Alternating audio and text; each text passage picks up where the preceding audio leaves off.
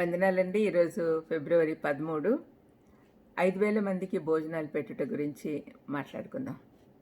యోహాను 6:11-13 వరకు.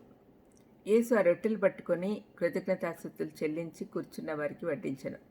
అలాగనే చేపలు కూడా వారికి ఇష్టమైనంత మట్టుకు వడ్డించెను. వారు తృప్తిగా తిన్న తర్వాత ఏమీ నష్టపడకుండా మిగిలిన ముక్కలు పోగు చేయడని తన శిష్యులతో చెప్పాను.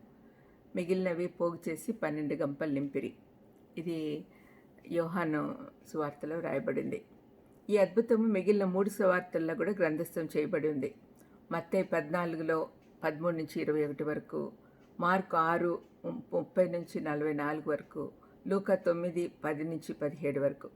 ఇన్నిసార్లు వ్రాయబడింది అంటే అందులో కేవలం ఒక సామాన్యమైన విషయము అని ఆది సంఘానికి చెప్పడం కాదు, కానీ లోతైన భావం ఉన్నట్లు మనం గ్రహించాలి. పరిశుద్ధాత్మని సాయంతో మనం దీన్ని ధ్యానిద్దాం. ఈ అద్భుతం గురించి చెప్పినప్పుడు కనికరము, విశ్వాసము, ఒక చిన్న కానుక ఇచ్చినప్పుడు ఎంత గొప్పగా దీవించబడుతుంది అనే పాఠాలు మనం నేర్చుకుంటూ ఉంటాం. ఈ విధంగా ఆలోచించడం తప్పు కాదు, కానీ ఈ ఉదంతము నెమ్మదిగా చదివితే దీనిలోని వాక్య సంబంధమైన మరియు చారిత్రక నేపథ్యాలు గమనిస్తే దీని ద్వారా సువార్తలు రాసిన వారు ఇంకేమో చెప్పాలనుకుంటున్నారు అని తెలుస్తుంది.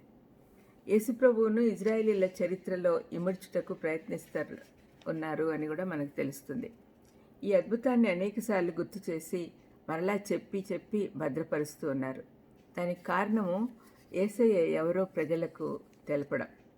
ఈ సంఘటన జరిగిన ప్రాంతము చాలా ప్రాముఖ్యం. ఎందుకంటే ప్రజలందరూ ఒక ఏకాంత స్థలంలో కూడారు.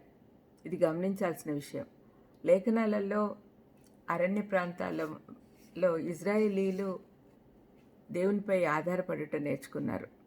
ఆకలితో ఉన్నప్పుడు దేవునిపై నమ్మకం ఉంచుకున్నారు. దేవుని నమ్మకత్వాన్ని పరీక్షించి తెలుసుకున్నారు చాలాసార్లు. యూదా ప్రజలకు ఈ పరిస్థితి తమ పూర్వీకులు అనుభవించిన అరణ్య యాత్ర జ్ఞాపకానికి తెచ్చుండొచ్చు. నిర్గమకాండం వారి ఎదుటికి తేబడి ఉంటుంది. వారు ఒకానొక సమయంలో తిండి లేక సమస్యకు పరిష్కారం దొరకక ఉన్నప్పుడు దేవుడు వారికి పరలోకం నుండి ఆహారం పంపాడు. ఇటువంటి పరిస్థితిలోనే యేసుప్రభువును కూడా ఈ కథ ఉంచింది. యేసుప్రభు తన శిష్యులను మొదట ఆ పరిస్థితి అర్థం చేసుకునేట్లు చేశాడు. వారి చేతగానితనాన్ని గుర్తించేటట్లు చేశాడు. 5 రొట్టెలు 2 చేపలను బయటకు తీసుకొచ్చారు. మనం గమనిస్తే దేవుడు ప్రతిదీ కూడా మనకి ఇంకా చేతగాదు ప్రభువా అన్నప్పుడే చేస్తాడు. అంటే అప్పుడే ఇంటర్వ్యూన్ అవుతాడు. అవి ఏమాత్రము గొప్ప జన సమూహానికి సరిపోవు అని నిర్ణయానికి వచ్చారు.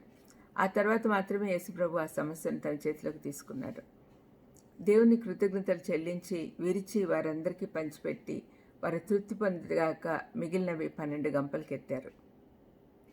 ఆ 12 గంపల గురించి కూడా 12 గోత్రాలను సూచిస్తున్నాయి అని వాళ్ళు గుర్తించగలిగారు. అక్కడంతా యూదులు ఎక్కువ ఉన్నారు కదా. యోహాను ఈ అద్భుతాన్ని ఒక సంకేతంగా చూడమన్నాడు. ఆయనే జీవాహారం అనే సత్యము తెలిపాడు. అరణ్యంలో ఇచ్చిన మన్నాకు పోలిక ఇంకా ఎక్కువగా స్పష్టపరిచాడు. ఇజ్రాయేలీలు ఆ మన్నాను తిన్నా కూడా మరణించారు, కానీ యేసుప్రభువును తనను తానే జీవాహారంగా లోకానికి జీవం ఇచ్చాడు. యేసయ్య తన గొర్రెలకు భోజనం పెట్టేవాడిగా కనపడుతూ ఉన్నాడు. ప్రార్థన చేసుకుందాం. దయమేడ యేసునాయన స్తోత్రం ప్రభా.